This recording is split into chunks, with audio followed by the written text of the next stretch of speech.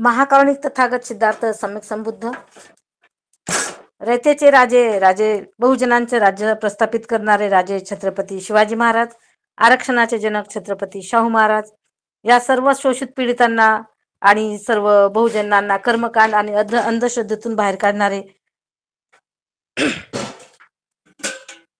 संत गाडगे बाबा, तसेच आपल्या सर्व महिलांचा उद्धार करण्यासाठी आणि सर्व महिला शिकाव्यात आणि आपल्या पायावर उभ्या राहून जीवनाचं सोनं करावं यासाठी झटणारे दोन्ही दाम्पत्य सावित्रीबाई फुले आणि ज्योतिराव फुले, आणि या सर्व गोष्टी सर्वांना मिळाव्या म्हणून झटून सर्वांसाठी संविधानाची निर्मिती करणारे डॉक्टर बाबासाहेब आंबेडकर, सर्वच महान माता महामानव यांच्या विचारांना, प्रतिमांना, त्यांच्या जीवनातील झिजलेल्या प्रत्येक क्षणाला मी त्रिवार अभिवादन करते. तसेच मी माझ्या आईबाबांच्या चरणी नमन वंदन करते. आणि आज आपल्या कार्यक्रमासाठी उपस्थित असणारे सर्व क्षेत्रातून सर्व वैचारिक दृष्ट्या सर्वांसोबत जुळल्या जाणारे मान्यवर, ते राजकीय क्षेत्र असेल, सामाजिक क्षेत्र असेल, शैक्षणिक क्षेत्र असेल, आणि सर्व भारतीय बौद्ध महासभेचे पदाधिकारी, केंद्रीय शिक्षक, बौद्धाचार्य, सर्व समता सैनिक दलाचे सैनिक, या सर्वांना मी नमो बुद्धाय, जय भारत, जय संविधान. आणि आजचं पुष्प गुंफण्याचे जे काही आपल्याला लाभलेले आहेत ते सर्वांच्या परिचयाचे, ज्यांना आपण समितीचा कोहिनूर हिरा म्हणतो, खरोखर जी काही पदवी दिलेली आहे सरांना ती त्यांच्या नावाप्रमाणे आणि त्यांच्या कर्तृत्वाप्रमाणेच आहे. आणि आज वेळ आहे मंगळवार दिनांक 21 जानेवारी 2025 सायंकाळी ठीक 8:25 ते 9:45 वाजेपर्यंत. आजचे प्रमुख वक्ते आदरणीय हर्षानंद गणपत सोनवणे सर, कवी आहेत, लेखक आहेत, सामाजिक कार्यकर्ते, संस्थापक सदस्य, उपाध्यक्ष, सम्यक साहित्य परिषद पुणे. आणि सरांचा आजचा विषय आहे डॉक्टर बाबासाहेब आंबेडकरांचे गुरु संत कबीर. खरोखर सोनवणे सरांबद्दल जेवढं सांगावं तेवढं कमीच आहे, कारण मी स्वतः सरांच्या घरी गेलेली आहे. तर लोकांच्या घरी गेल्यानंतर आपल्याला वेगळंच काहीतरी दृश्य दिसतं, परंतु सरांच्या घरी गेल्यानंतर असं एकही ठिकाण नाही किंवा अशी एक जागा नाही तिथं पुस्तक नाही. आणि सरांचं घर म्हणण्यापेक्षा त्याला एखादं ग्रंथालय, एखादं पुस्तकालय किंवा एखाद्या पुस्तकाची बाजारपेठ म्हटलं तरी ते अतिशयोक्ती होणार नाही. एवढं सरांच्या घरी पुस्तकांचं म्हणजे एक बाजारच मांडलेला आहे सरांनी. आणि नुसतंच मांडलेला नाही आहे, नाही तर मग लोक काय करतात की याने 4 पुस्तके घेतले का, मी 3 पुस्तके घेणार, मी 5 पुस्तकं घेणार, आणि मग ते दिवसेंदिवस तसेच पडून राहतात जोपर्यंत दुसरी आपल्याला जयंती किंवा दुसरं पुण्यतिथी येत नाही बाबासाहेबांची. आणि मग त्या ठिकाणी गेलं की एखाद्याने घेतले की त्याने घेतले म्हणून घेणार, पण त्याचं वाचनच नाही. तर असं न करता सरांचा आदर्श जर खरंच प्रत्येक व्यक्तीने घेतला ना तर खरोखर खूप चांगलं एक आपल्या विचारांमध्ये भर पडेल. आणि ज्ञानामध्ये भर पडली ना की आपल्या ज्ञानामध्ये भर पडली की आपले विचार आपोआप त्या मार्गाला लागतात आणि ती कृती घडते. तर मी जास्त न बोलता आपण सरांना ऐकूया, कारण बाबासाहेबांनी जे गुरु मानले ते एकही गुरु त्यांच्या हयातीत नव्हते. त्याच्यामध्ये संत कबीर आहेत, ज्योतिराव फुले आहेत आणि बुद्ध आहेत. म्हणजे यांच्या विचारांचा वारसा जो बाबासाहेबांनी चालवला आणि तो आपल्यापर्यंत आपल्याला दिला, आणि आपलंही जीवन सुखी म्हणजे या प्रत्येक बहुजनांचं जीवन सुखी कसं होईल हा विचार जो बाबासाहेबांनी आपल्यापर्यंत दिलेला आहे ते आज आपण सरांच्या मुखातून ऐकूया. जास्त न बोलता मी इथेच थांबते आणि सरांना विनंती करते की सरांनी पुढील सूत्र हाती घ्यावं. आदरणीय हर्षानंद सोनवणे, त्यांच्या नावामध्ये हर्ष आहे, आनंद आहे आणि सोनई आहे. धन्यवाद ताई. डॉक्टर आदर्शांना वंदन. उपस्थित सर्व मान्यवरांना सविनय जय भीम. संविधान जागृती देशाची प्रगती अंतर्गत होणाऱ्या विशेष व्याख्यानमालेचे आज मी 103 व पुष्प गुंफत हा 3रा भाग 1003 भाग मी कळत आहे. तत्पूर्वी मी ज्यांनी मला घडवलं त्या आजोबाजी मामा यांच्या स्मृतीला नम्र वंदन करतो. आणि ज्यांनी मला बोलायला उभं केलं त्या सगळ्यांचे ऋण व्यक्त करून मी बोलतोय. डॉक्टर बाबासाहेब आंबेडकरचे गुरु संत कबीर, लेखक डॉक्टर दत्तात्रय तुकाराम गायकवाड यांनी एक पुस्तक लिहिलं आणि या पुस्तकाचे प्रकाशन 4 जानेवारी 2025 ला आपल्या वर्धापन दिनाच्या कार्यक्रमात झालं. ह्या पुस्तकावर बोलण्याचं झालं की लेखकांनी खूप मोठा पल्ला गाठण्याचं काम केलं. तथागतांपासून ते आतापर्यंत सनातनी किंवा प्रतिगामी शक्तींचा बोलबाला वाढत आहे. पूर्वीपासून प्रतिगामी विरुद्ध पुरोगामी, वैदिक विरुद्ध अवैदिक, परिवर्तनवादी विरुद्ध परिवर्तनवादी, आस्तिक विरुद्ध नास्तिक, समतावादी विरुद्ध असमानतावादी, धर्माविरुद्ध अधर्म हा संघर्ष चालू आहे. आणि या संघर्षाला खोडून काढण्याचं काम किंवा थांबवण्याचं काम तथागतांनी पण त्या काळामध्ये केलं. जातीवेरुद्ध करण्याचं काम केलं. लोकांच्या बुद्धीवर चढलेला गंज काढण्याचं काम केलं. पण बहुजन हिताय बहुजन सुखाय हे स्वप्न पाहणारे आणि सत्यात उतरवणारे, समतेचा स्वातंत्र्य पुरस्कार करणारा तथागत भगवान गौतम बुद्ध हे पहिले मानवतावादी महापुरुष होऊन गेले. त्यांच्या देशात आपण जन्माला आलो. या देशात बहुजन हित आहे, बहुजन सुख आहे, लोक अनुकंपा हे तत्वज्ञान तथागतांनी मांडले. बुद्धांनी स्वतःला लोकांना सांगितलं स्वयंप्रकाशित व्हा किंवा स्वतः दीप व्हा. त्यांनी सत्याचा शोध घेतला. त्यांचे आचरण संत कबीरांनी केलं. तथागतानंतर तथागतांच्या विचाराचा बौद्ध धर्माचा राजश्री संपल्यानंतर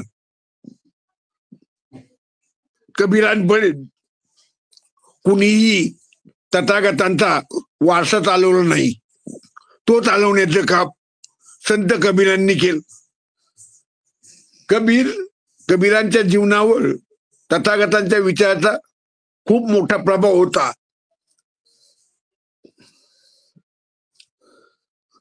जो मार्ग निर्वाणाकडे घेऊन जातो, नव्या प्रकाशाकडे घेऊन जातो, अंधारातून उजेडाकडे घेऊन जातो, त्या बदल्यात जो गुरु शिष्याला काही मागत नाही त्या गुरुला कबीर शरण जातात.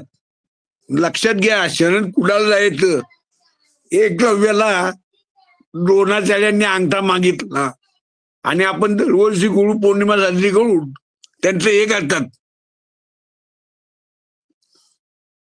व्यास पौर्णिमा. तर असं काही न मागणारा जो गुरु आहे तो गुरु कबीरांना मान्य होता.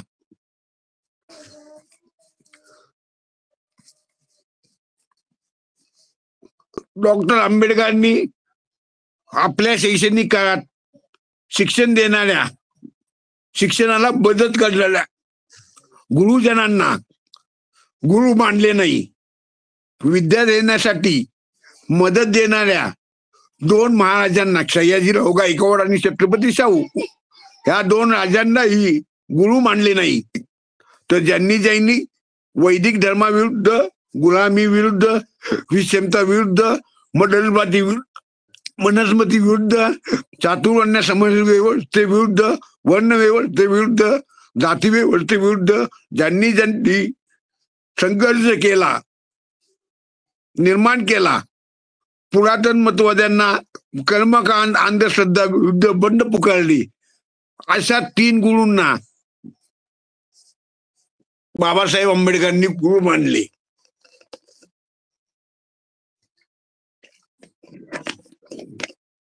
कारण ह्या तिघांचाही आता कोण तिथून गुरु होते? बुद्ध, कबीर आणि फुले यांना गुरु मानले. का मानले?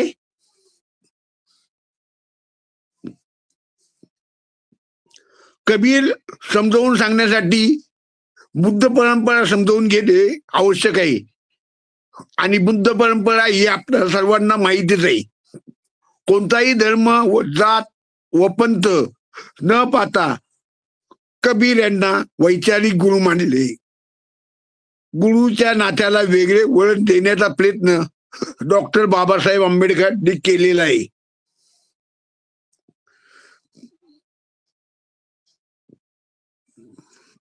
त्याचं कारण होत, डॉक्टर गायकवाडांनी पुस्तक लिहिताना बबन लवाते त्यांचं बुद्ध तत्व आणि कबीर या पुस्तकाचा अनेक ठिकाणी संदर्भ लावलेला आहे. बुद्ध तत्व आणि कबीर या पुस्तकातला काय म्हणाले ते सांगतात की कबीरांनी समाजाला विश्वाला दाखवलेला मार्ग हा माणसाला माणूस म्हणून जगता यावे असा मार्ग आहे. धर्माधर्मात तेढ करणाऱ्या माणसास कबीरांना आवडत नव्हते आणि कबीरांनी त्याला जवळही केलं नाही. हिंदू धर्माच्या तत्वज्ञानात कबीरांचा मार्ग बसत नाही.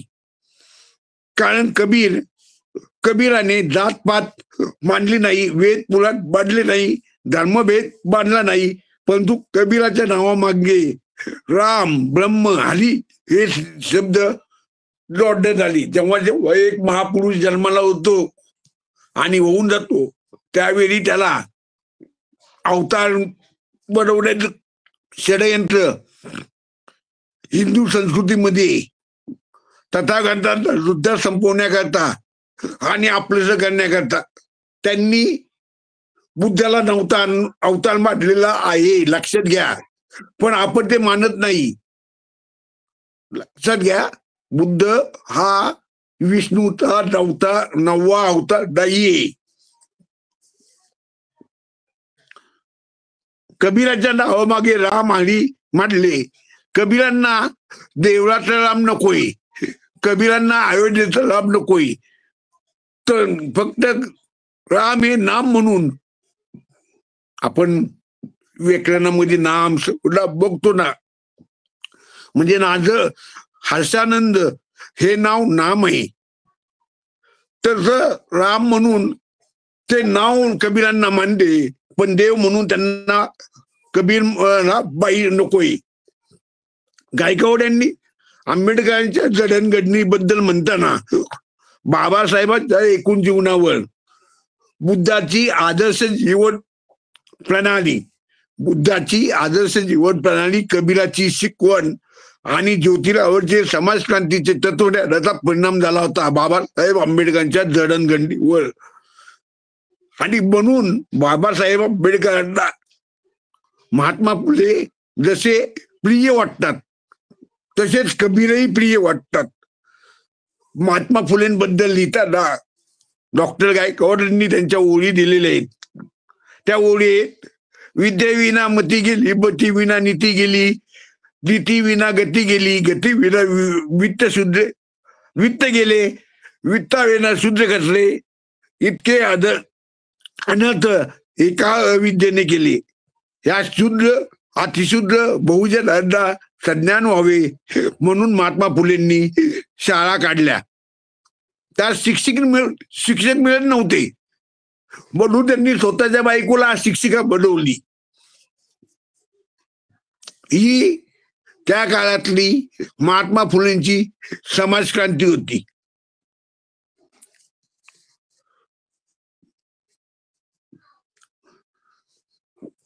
आता गुरुबद्दल यांनी काय म्हटले, कबीरांनी काय म्हणलेले, विद्वत्ता ही काही भावनांची मक्तेदारी नाही. विद्वत्ता ही काही भावनांची मक्तेदारी नाही. ज्ञानी कोणीही असू शकतो, विचारवंत कोणीही असू शकतो. याबद्दल कबीर म्हणतात, जाती न पूछो साधू की, जाती न पूछो साधू की, पूछो उसका ज्ञान. मोर करो तलवार का, पडी दलैन असे दोहे कबीराने जाती व्यवस्थेविरुद्ध बंड पुकारले, जाती व्यवस्थेवर कोरडे ओढले. आपणास जर तसे पुस्तक वाचत जातो तर तसे ते रंजक आणि वाचावेसे वाटते. बाबासाहेब आंबेडकरांचे गुरु कबीर त्याबद्दल गायकवाड पुस्तक बीजी वाघांनी, या पुस्तकात आदरणीय बीजी वाघ सेवानिवृत्त प्रशासकीय अधिकारी यांनी विचारपूर्वक लिहिली. ते मोठे लेखक आहेत, साहित्यिक आहे, विचारवंत आहेत.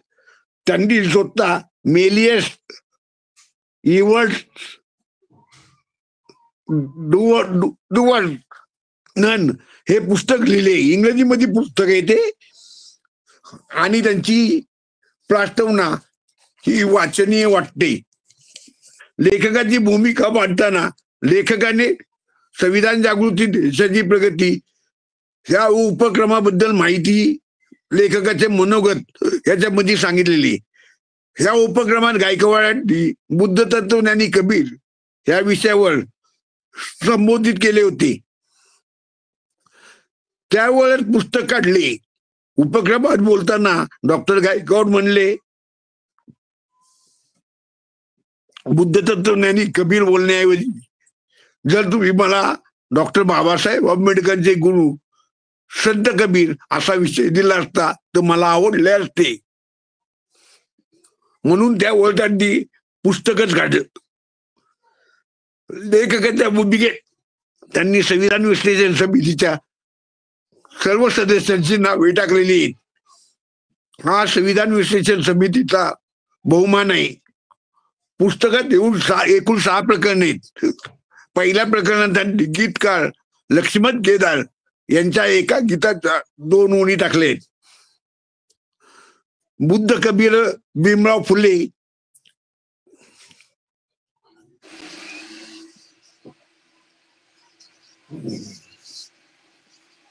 या भूमीवरी जन्मले, त्यांनी जनजीवन फुलविले शेजारील सखेबाई. म्हणजे जनजीवन, सर्वसामान्य जनजीवनावर या 4 महातत्व विचारवंतांचा किती मोठा परिणाम झालेला आहे हे एका कवीने, म्हणजे साहित्यिकाच्या, म्हणजे बाबासाहेब आंबेडकरची ज्या काही याच्यातलं सगळ्यात जुनं विद्यापीठ कोणतं असेल ना, विद्यापीठाची शाखा, तर ती शायरी, त्या शायरीवर लोक जगतात, संगीतकार जगतात, गीतकार जगतात, गायक जगतात, आणि ते प्रबोधनात्मक लिहित असतात. पण हे गाणं जेव्हा वाचतो तेव्हा बुद्ध कबीर भीमराव फुले हे समजावून घेणं आपल्याला गरजेचं वाटतं. बाबासाहेबांनी बुद्ध कबीर फुले यांना गुरु मानले. तिघांच्या विचारात समानतेचा धागा आहे, तो म्हणजे मानवता धर्म. तिघांनी वेदापासून वैदिक धर्माच्या विषमतेवर काळातून हल्ला केला.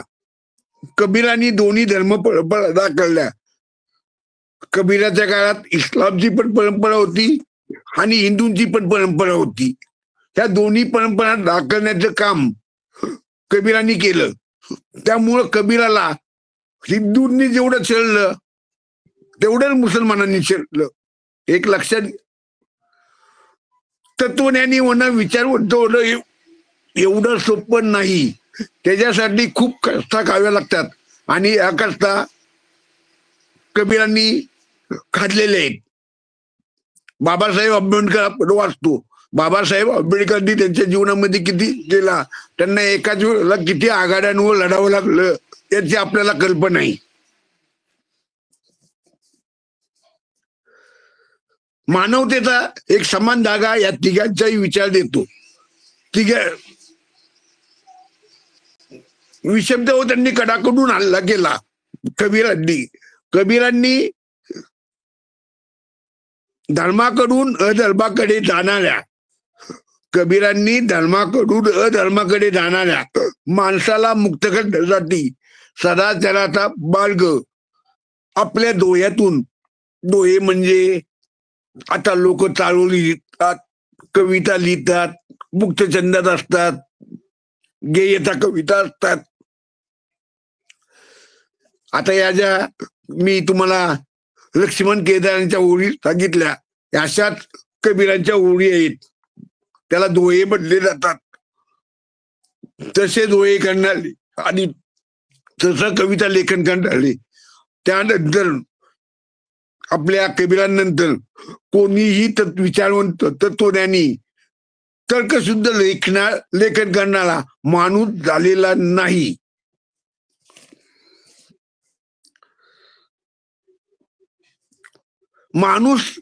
माणसाला माणूस म्हणून जगण्याचा मार्ग सांगणारा कबीरांचा धर्म होता. कबीर डोळे मिटून घेऊन ईश्वराची ध्यानधारणा करत नव्हते. ते उघड्या डोळ्यांनी बघायचे, अनुभव घ्यायचे, अनुभव कविता लिहायचे आणि तेच लोकांना सांगायचे. त्यांनी एका ठिकाणी हिंदू म्हणलेलं आहे, अरे तुम्ही काय दगडाचे देव पुजता, मी तर पर्वताला हे करण पुजल, म्हणजे मला पर्वत किती पावल याचा विचार करा. नंतर मुसलमानाला म्हणतात की मी तुझा अल्ला काय बहिरा आहे का, तुझा अल्ला काय बहिरा आहे का, एवढ्या मोठ्याने का बोलतोस, असं त्यांनी रोखोक त्यावेळच्या मौलवी मुल्लांना सांगितलेले. मुसलमानांना प्रश्न विचारलेला आहे, हिंदूंना प्रश्न विचारलेला आहे. कबीरांनी निर्गुण निरांकार असा धर्म स्वीकारला, निभवला आणि आयुष्यभर पाळला. याच प्रकरणात डॉक्टर गायकवाड लिहितात, समाज परिवर्तनाच्या लढ्यात भगवान बुद्ध हा पाया बेस, महात्मा फुले इमारत स्ट्रक्चर आणि डॉक्टर बाबासाहेब आंबेडकर हे कळस आहेत. आणि या तिन्ही कळसांनी बामणाचे चिरेबंदी तत्वज्ञानाला तडे पाडलेले.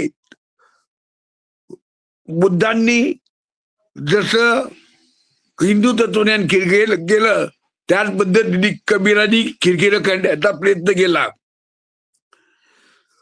कबीर एक बंडखोर विचारवंत होता, तत्वज्ञानी होते. कबीरांच्या सामाजिक प्रबोधनाचा केंद्र हा सामान्य माणूस होता.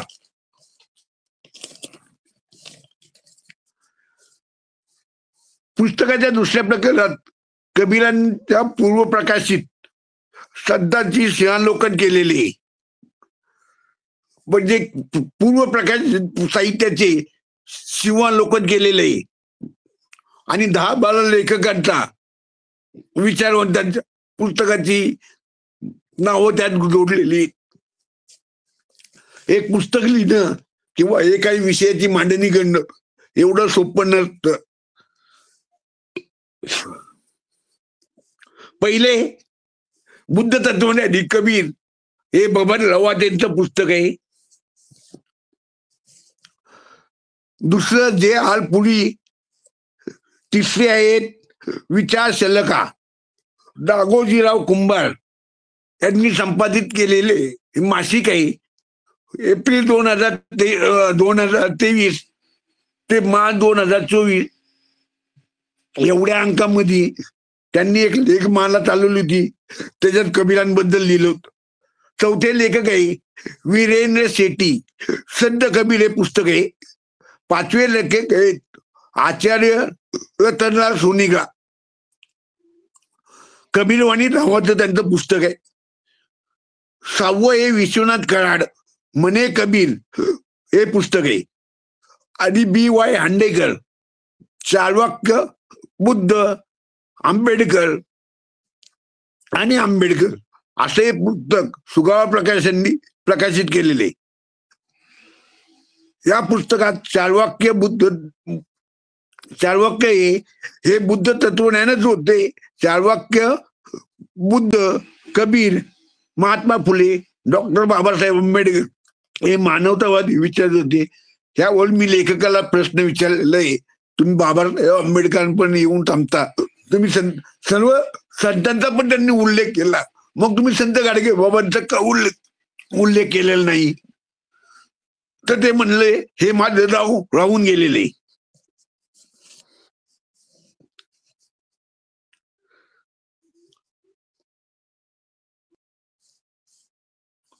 हे हे सर्व मानवतावादी विचाराचे दूत होते असे लेखकाला वाटते. पुस्तकात विचार मांडून कबीर कसे बाबासाहेब आंबेडकरांचे गुरु हे त्यांनी पानोपानी रेखाटण्याचा प्रयत्न केलेला आहे. के.आर. शिरवाडकर यांचे आपले विचार विश्व या पुस्तकात त्यांनी कबीराबद्दल लिहिलेले तत्वज्ञान सांगण्याचा प्रयत्न केला. तर डी.बा. काटे नावाच्या लेखकांनी सर्वश्रेष्ठ कबीर या ग्रंथात कबीराचे दोहे म्हणजे बघा काय म्हणतो, काटे म्हणतात कबीराचे दोहे हे मानव समाजास मिळालेली देणगी आहे. त्यासाठी एक दोहा घेतला तर असं येतं, त्याला मराठी अर्थ सांगतो. ही खडी भाषा आहे. ही खडी भाषा म्हणजे भोजपुरी, पंजाबी, हरियाणा या भागातली ती भाषा आहे. ती भाषा आपल्याला अवगत येत. आपण एवढ्या वर्ष धर्म घेतला पण आपल्याला पाली भाषा अजून व्यवस्थित समजलेली नाही. तर भोजपुरी भाषा कुठे समजणार, हजारो किलोमीटर लांबीवर. तर त्याला मराठीत असं असते, निंदकाचे घर शेजारी असावी, म्हणजे निंदक साबणा पाण्याशिवाय आपला स्वभाव निर्मळ करतो. बघा हे कबीराचं शेवटी त्यांनी कप्पी केरी शंकरराव यांच्या संत कबीर आणि बसवेश्वर यांचा तुलनात्मक अभ्यास केलेला आहे. त्याचं कारण आहे, या पुस्तकांमध्ये बसवेश्वर हा सुद्धा परिवर्तनवादी होता. पण बसवेश्वराच्या अनुयायी तेवढी मानवता, तेवढं परिवर्तन मानत नाहीत. ही खेदाची गोष्ट म्हणावी लागेल. कबीर धर्माच्या दंतकथा सांगितलेले आहेत. कबीराची आई कोण, बाप कोण, काय, म्हणजे त्यांचं एक प्रकरण आहे. डॉक्टर गायकवाडांच्या पुस्तक कबीर याच्यात कोणत्याही विचारवंतांनी, कोणत्याही लेखकांनी कबीराची जन्मतारीख व्यवस्थित सांगितली नाही. कबीर हे विणकर आई वडिलांच्या पोटी जन्माला आले असं लिहिलेलं आहे. पण एका पुस्तकात असं लिहिलेलं आहे, ओके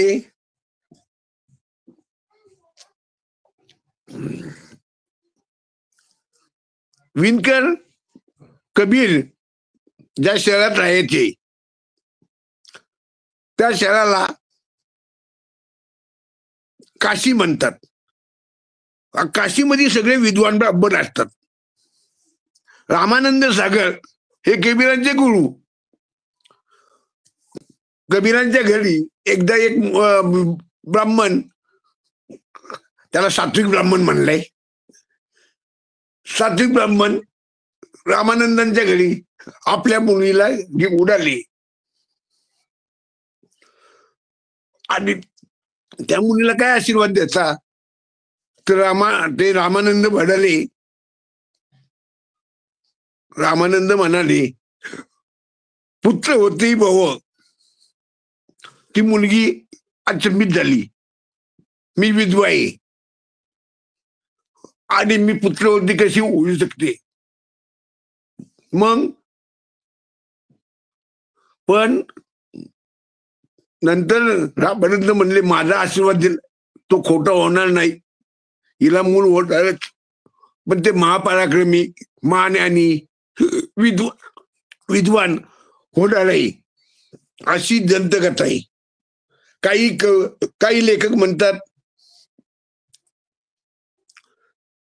त्यांची आई मुसलमान होती आणि बाप विणकर होता. म्हणजे काही कोणी लिहिलं, पण कबीरांना 120 वर्ष आयुष्य लाभलेलं होत. एक लक्षात घ्यावे, 120 वर्ष. कबीराच्या जीवनाबद्दल, जन्मकथेबद्दल कोणत्याही विचार म्हणतात एक वाक्यता नाही. तरी पण गायकवाडांनी जी काही सांगितली ती मला वाटतं योग्य असेल. 1398 ते 1518 होतात, 121 वर्ष ते होतात. एका प्रकरणामध्ये विवेकवादी कबीर कसे होते असा मुद्दा गायकवाडांनी मांडला आणि ते विवेकवाद बाबासाहेब आंबेडकरचा बाबासाहेब आंबेडकरांनी कसा समजून घेतला याबद्दल त्यांनी त्याच्यात लिहिलेले. कबीर बसवेश्वर यांची तुलनात्मक त्यांनी एक प्रकरण दाखलेले आणि पुस्तक वाटताना रंजक वाटतं. प्रत्येक पानावर कबीर असे होते, कबीर तसे होते, म्हणून ते आंबेडकरांचे गुरु होते असं त्यांनी, म्हणजे प्रत्येक मुद्द्यामध्ये आलेले. पुस्तक प्रबोधात्मक आहे. कबीर डोळस होते हे त्यांनी त्या पुस्तकामध्ये दाखवलेले आहे. त्यांनी अंध होऊन कोणत्याही गोष्टी विश्वास ठेवला नाही असंही त्यांनी सांगितलेले.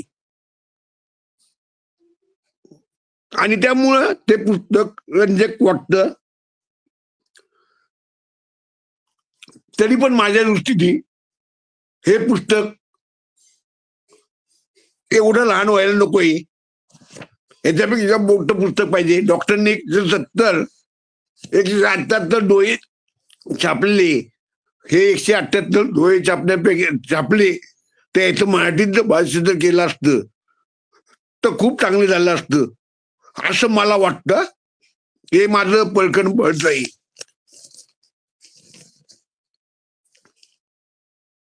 पुस्तक वाचताना आपण पहिल्यांदा पुस्तक वाचलं ना तर दुसरं वाचताना प्रास्तावना वाचा, कारण प्रास्तावनेमध्ये संपूर्ण पुस्तकाचा गाभा दिलेला असतो आणि हा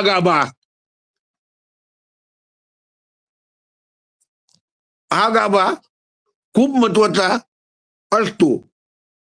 अज्ञानाला धर्म आणि ज्ञानाला पाखंड समजणे ही प्रवृत्ती कबीर काळात प्रभावी होती आणि त्याविरुद्ध कबीराने बंड केले असे प्रास्तावनेमध्ये बीजी वाघ म्हणतात.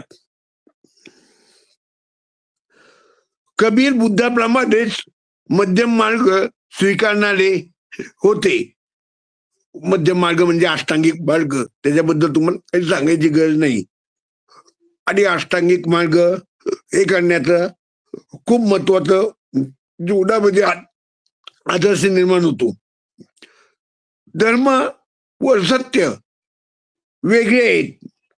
माणसाने धर्माच्या मार्गाने नव्हे, माणसाने धर्माच्या मागे नव्हे तर सत्याच्या मागे नव्हे.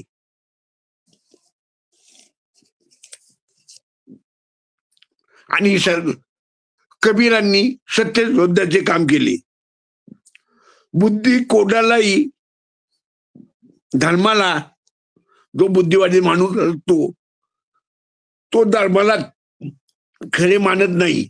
म्हणून तर आमचे नामांकित विचारवंत साळुंखे म्हणतात आपल्या झाडावर आपलं डोकं असावं, आपल्या झाडावर आपलं डोकं असावं.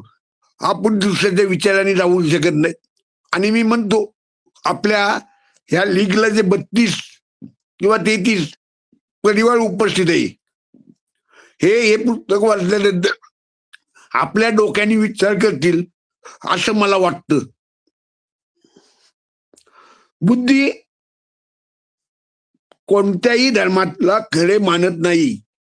त्यावर आरोग्य म्हणतात आपल्या दाडावर आपलं डोकं असावं. वेदाबद्दल बुद्ध म्हणतात वेद म्हणजे एका आणल्याने दुसऱ्या आणण्याला दाखवलेला मार्ग. याच्याबद्दल काही लोक म्हणतील आणल्याला काय मार्ग दाखवतात. एक लक्षात घ्या, एक डावीकडून आला, एक पूर्वेकडून आला, एक पश्चिमेकडून आला आणि ते आणले सांगायला लागले तर त्यांच्या गल्लत होणार. तर अशीच गल्लत वेदामध्ये. कबीराच्या बंडखोरीने मूळ शुद्ध विचारच नाही. कबीराच्या बंडखोरीचे मूळ शुद्ध विचारात आहे आणि ते बाबासाहेब आंबेडकर मांडले. माणूस कायम धार्मिक, सामाजिक, आध्यात्मिक दृष्ट्या गुलामच असतो. अद्यापि ती स्थिती बदललेली नाही. हे पुस्तक वाचणे सुसंस्कृत होते ही काळाची गरज आहे. लक्षात घ्या, आजही सामाजिक, धार्मिक आणि आध्यात्मिक दृष्ट्या माणूस गुलामच आहे असं बीजी वाघ म्हणतात. लोक त्या पद्धतीने चाललेले आहे आणि आपण फक्त डोळे दाखवून घेत आहोत. आपण त्याच्याकडे दुर्लक्ष करत आहोत. दुर्लक्ष करणं हे घातक आहे.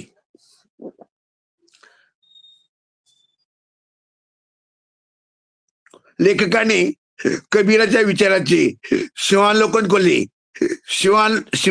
केले.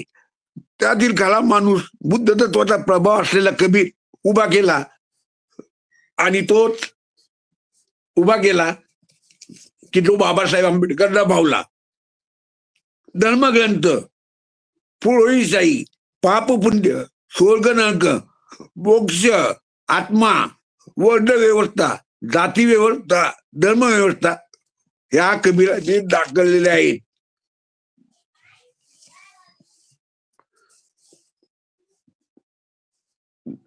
हे जे महापुरुष होत गेले, विचारवंत होत गेले, हे 100 पुढचा विचार करतात. पायाजवळ बघत नाही, आत्ताचा विचार करत नाही की हे असं झालं तर पुढं काय होईल. तर कबीर हे नेहमी 22वी पिढीचा विचार करत आपल्या डोळ्यातून त्यांनी समाजातील विषमता, अंधश्रद्धा, चालीरीती आणि भेदभावाला दूर करण्यासाठी प्रयत्न केला. लोकांना समुपदेशन करीत राहिले पाहिजे हे समजून घेण्यासाठी हे पुस्तक वाचणे गरजेचं आहे. म्हणून आपण हे पुस्तक वाचलं पाहिजे. लेखकांनी खूप सुंदर पद्धतीने पुस्तकात मांडणी करण्याची केली. त्याच्यामध्ये बऱ्याच व्याकरणाच्या चुका आहेत. या चुका मी डॉक्टर गायकवाडांना सांगितलेले आहेत. अनेक शब्द चुकीच्या पद्धतीने टाईप झालेले आहेत. मी पुस्तक वाचताना 5 नंबर परिच्छेदातली ओळ आणि शब्द हे सगळं सांगण्याचा प्रयत्न केलेला आहे.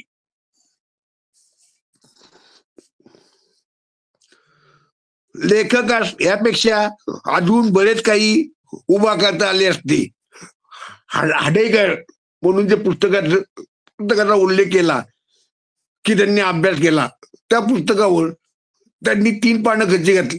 पण 3 पानं जर कबीराच्या पुस्तकावर घातली असती, कबीराबद्दल घातली असती, तर पुस्तकामध्ये अजून रंजकता वाढली असती असं माझं वैयक्तिक मत आहे.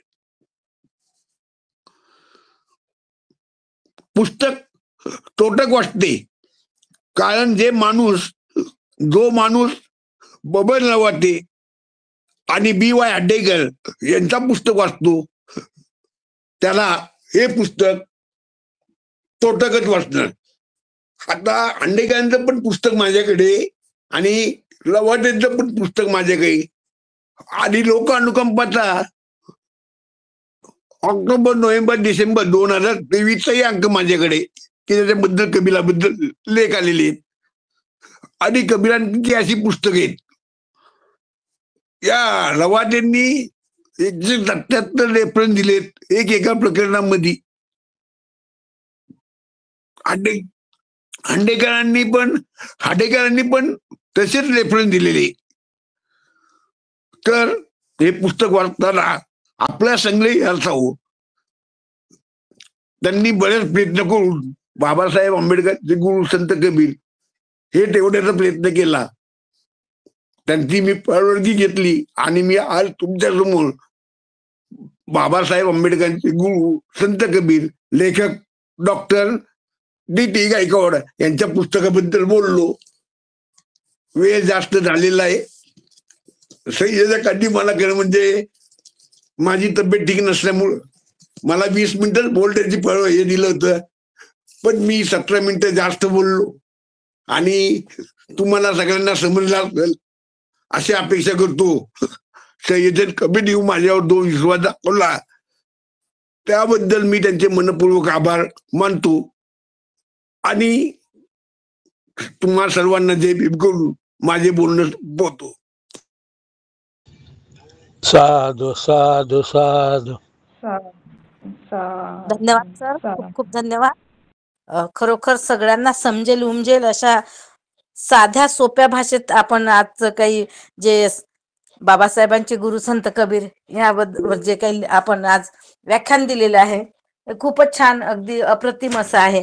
आणि सर्वात महत्वाचं म्हणजे तुम्हाला उचकी लागते, ती उचकी सारखी लागत असताना सुद्धा तुम्ही क्षणभर सुद्धा थांबले नाहीत आणि तुमचं जे काही अभ्यास आहे, जे काही तुमची बोलण्याची जी सुरूच ठेवलं तुम्ही तुमचं बोलणं, अगदी अजिबात तुम्ही थांबले नाहीत. तर खूप खूप धन्यवाद. कारण बऱ्याच गोष्टी अशा असतात की माणसाला महापुरुष माहिती आहेत, सर्वांना आपले संत माहिती आहेत, परंतु त्यांचा इतिहास खरा काय आहे हा बरेच वेळेला माहित नसतो किंवा खरा इतिहास लोकांपर्यंत सांगितलाच जात नाही. त्याच्यामधलं बरंच काही जे असते गाभा असतो किंवा जे वाचनीय असतं जे लोकांपर्यंत पाहिजे ते पोहोचत नाही. तर ते आपण खूप छान प्रकारे आज मांडणी केलेली आहे. तर खूप खूप सर धन्यवाद.